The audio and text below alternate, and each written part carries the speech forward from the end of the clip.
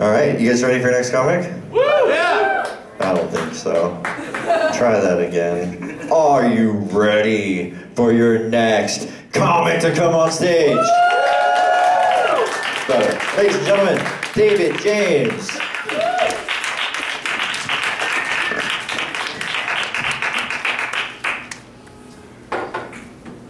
Fuck it, keep going for me, yes! Yeah! Yeah! Woo! What's up, hot spot? How y'all doing today? Oh, good. Oh, yeah. Last time I yelled out, what's up, hot spot? I got nothing, no reaction whatsoever.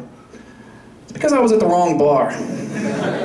You should never pay comics with an open bar. It was fun, but, I mean, it's not the worst place you could shout out the wrong name. Let's be honest. But I got some of my friends here today. That's awesome. I'm glad they come to see me try new material and possibly suck. But honestly, I'll start with some car guy jokes. I haven't done any of those. One of my other hobbies, in addition to stand-up comedy, is cars. I am obsessed with that stuff. I totally got that, Trevor. You didn't have to explain that to me. We're good. But being a car guy is awkward, because at parties, you know, you're kind of bored, you're not really fitting in with the conversation, then somebody comes over because somebody told somebody that you're a car guy, and they come up to you and they turn into Michael Winslow from Police Academy. Hey, I heard you like cars. My car's making this noise. It goes... Something like that. I mean, honestly. I mean, what am I supposed to do? So, sometimes I'm tempted to just beatbox while they're doing it, but I just let them go on. I'm like, so what do you think's wrong with my car? Well, it sounds like it's a dumbass, but that's a little harsh.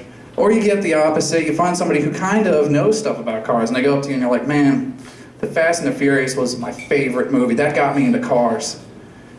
That's really awkward to guys who actually race cars and do stuff like me. That's like saying Nickelback's what got you into rock music, for God's sakes. It's so awkward.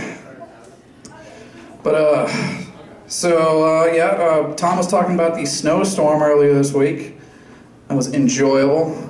I woke up to 8.5 inches, and then it started snowing. Ah, yes! I didn't have to explain that. Good job, everybody. Oh, man.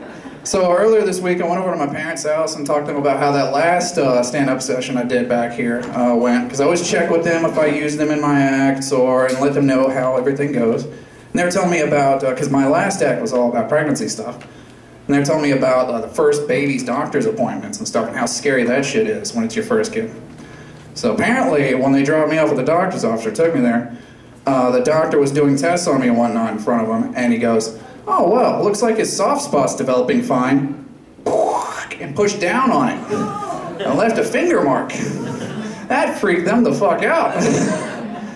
I mean, it's like they're watching all their hopes and dreams. Could he become a doctor, a lawyer, stand-up comic? An eternity of dick jokes. You can imagine that. Well, ladies and gentlemen of the jury, thank you for coming out this morning. I know the weather was quite bad. I woke up to 8.5 inches myself this morning, and then it started snowing. That shit's not gonna work in court. You can't do that. That job's done. No. But comic minds are a weird thing, in addition to the brain damage. But you kind of think of things differently. I was at this Halloween party. It was really awesome because it was here. Hotspot, there was really great Halloween parties. They had a Parliament Funkadelic cover band. It was awesome. You guys should go to these things. But it was great. I was talking to some friends from high school and stuff, and we were talking about the years after high school, because I didn't know these guys until recently, and really get to know them.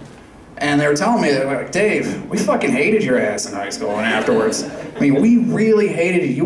We thought you were a dick. And the only thing we knew you from was that stand-up act you did that one time.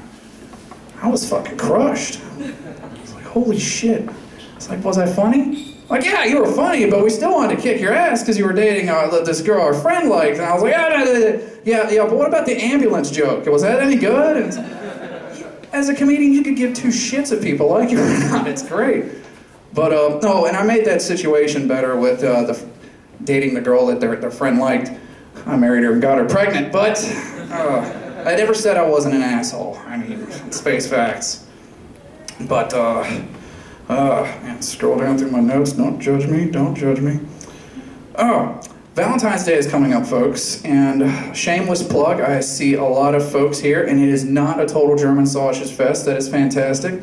And there are also gentlemen here, so think about dating a comedian. Yes, there are possibly some single comics in this audience, so take one home. That's all we're asking. Take one home. Let them share their jokes, their dick humor. They won't put you in the trunk of their car. They're very nice people. But now that I've... Thanks, Dave. I would appreciate a thank you from the comics. But I'm just saying.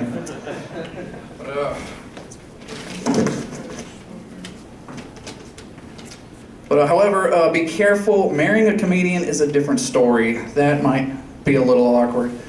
I am married, despite the fact that I do not have my wedding band on. That's because I electrocuted myself. Because, as we've heard from Trevor, comedians are really accident-prone people.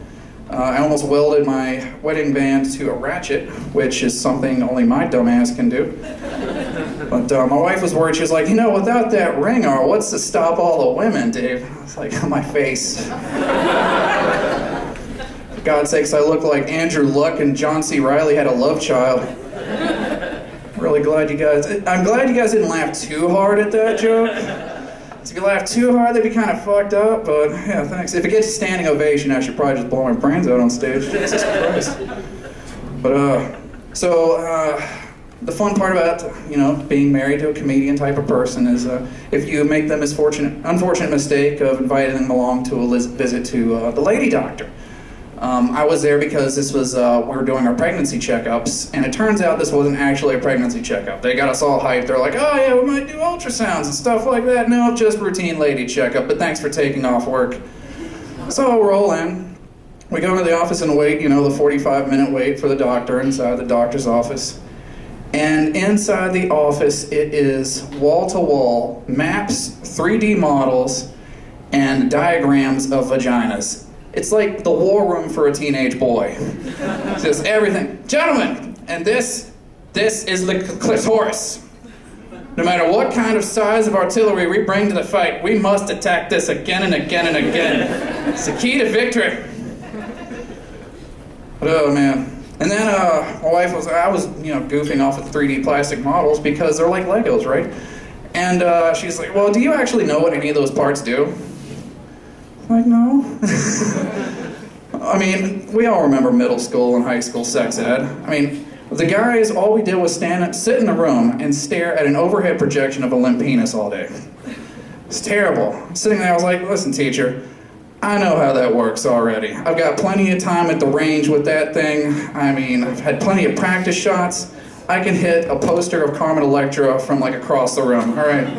I don't need to learn more about this. I just need to learn how to get a girl to touch it, okay? But anyways, I'm not able to name hardly any of the parts, so my wife gets mad and stuff, you know. Doctor still isn't there. She gets up and starts pointing them out on the map and lecturing me. She's like, and these are the ovaries, that is the... I don't even remember the parts, honestly. This is the cervix, and she's getting really heated into it. I raised my hand, I was like, honey, actually, the question's for the doctor standing behind you. How long have you been there, and can you tell my wife?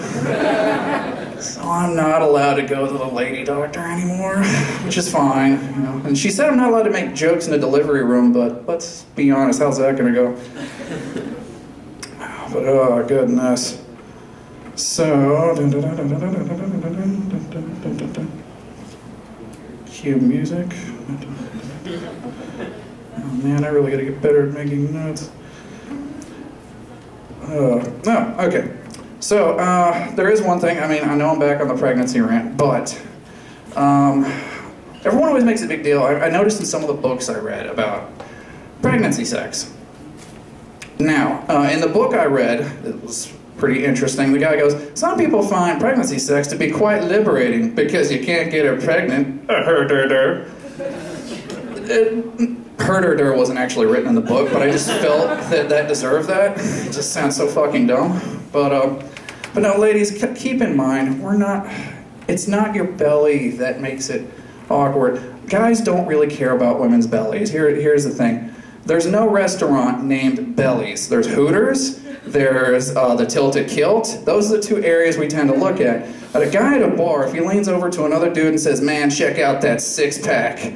Oh yeah, that flat stomach." They're probably talking about Ryan Gosling, okay?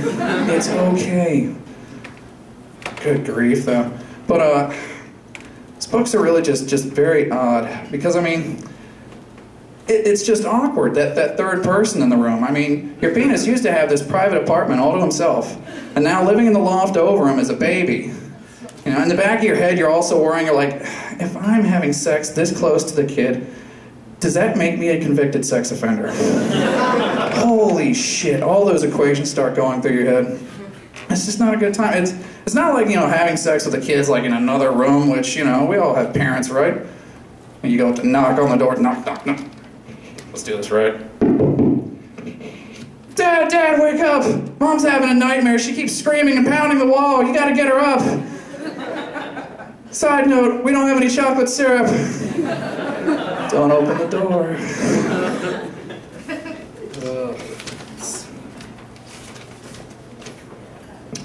But anyways, I've been reading other books on parenting because that's what you do when you're a first-time parent because you're freaking out all the damn time.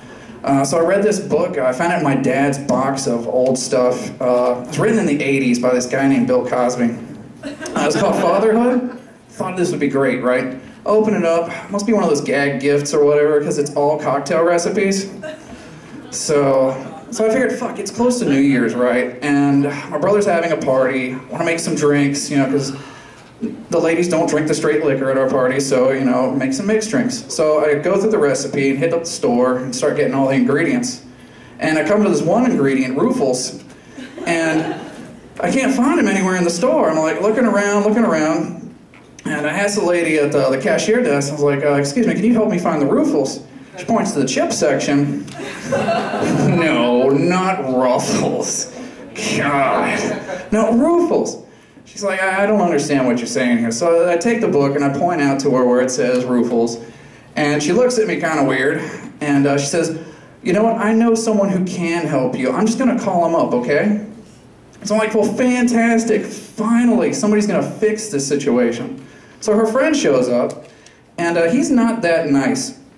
So he comes over. He got there really quick, too. I don't know how he pulled that off. So anyways, I'm like, listen, officer. I think there's a misunderstanding here. All I want is some Ruffles so that the girls at the party have fun with us guys and that everything is cool. I don't know what is going on. So that's the day I decided to get a new contacts prescription. My name is David James. I hope you guys had an awesome time and enjoy the other comedians. Good going for David.